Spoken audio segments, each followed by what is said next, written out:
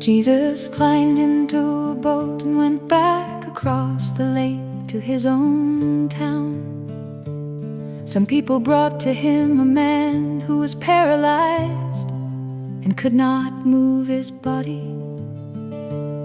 They put the man on a mat. Jesus saw that these people had great faith.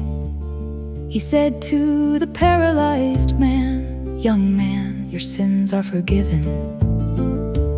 Some of the teachers of the law heard this and said to themselves, "This man is speaking against God." Jesus knew what they were thinking, so he said, "Why are you thinking such evil thoughts? Which is easier to say, 'Your sins are forgiven,' or to say, 'Stand up and walk'? But I will prove to you that the Son of Man has the power on earth to forgive sins." Then Jesus said to the paralyzed man, "Stand up, take your mat, and go home." The man stood up and went home. The people saw this and were amazed. They praised God for giving such power to a man. Jesus was walking by the lake when he saw a man named Matthew. Matthew was sitting at the place where people paid their taxes. Jesus said to him, "Follow me."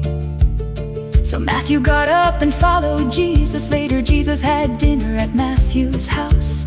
Many tax collectors and sinners came and ate with Jesus and his followers.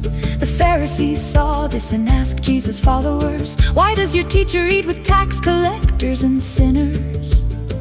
Jesus heard them and answered, "People who are well don't need a doctor. Sick people do. I came to help sinners, not those who think they are already good." Then John's followers came to Jesus and asked, "Why do we and the Pharisees fast often, but your followers never fast?"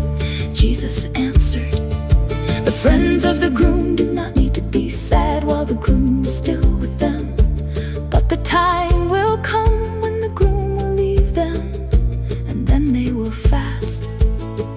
No one puts a piece of new cloth on an old coat. If they do, the new piece will pull away from the old coat and make a bigger hole. No one puts new wine into old wineskins. If they do, the new wine will break the skins. The wine will spill out, and the wineskins will be ruined.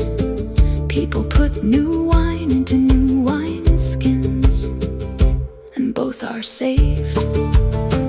While Jesus was saying these things, a leader of the synagogue came to him. The leader bowed down before Jesus and said, "My daughter has just died, but if you will come and touch her, she will live again."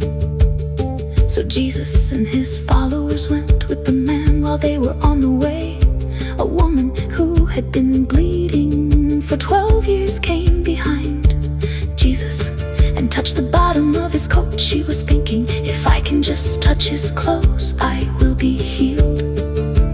Jesus turned and saw her. He said, "Be brave, daughter. You are healed because you believed." At that moment, the woman was healed. Jesus went to the leader's house. He saw the people playing music for funerals and the crowd of people crying loudly. He said, "Go away, the girl is not dead. She is only sleeping." But the people laughed at him. After the crowd was sent out of the house, Jesus went into the girl's room. He took her hand and she stood up. The news about this spread through all that area. As Jesus was leaving, 2 blind men followed him. They shouted, "Have mercy on us, Son of David." Jesus went inside and the blind men went with him. Jesus asked them, "Do you believe that I am able to make you see again?" They answered, "Yes, Lord." Then Jesus touched their eyes and said, "You will be healed because of your faith." At once they were able to see. Jesus warned them strongly, "Don't tell anyone about this."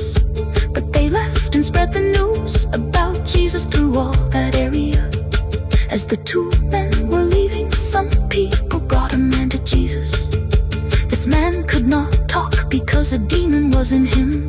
When the demon was forced to leave, the man began to talk. The crowd was amazed. They said, "We have never seen anything like this in Israel." But the Pharisees said, "He forces demons out by the power of the ruler of demons." Jesus went to all the towns and villages. He taught in their synagogues and told people the good news about God's kingdom. He healed every sickness and every disease the people had. When he saw the crowds, he felt very sorry for them. They were worried and confused like sheep that had no shepherd. He said to his followers, there is such a big harvest of people to bring in, but there are only a few workers to help harvest them. So pray to the Lord of the harvest, but he will send more workers to help bring in his harvest.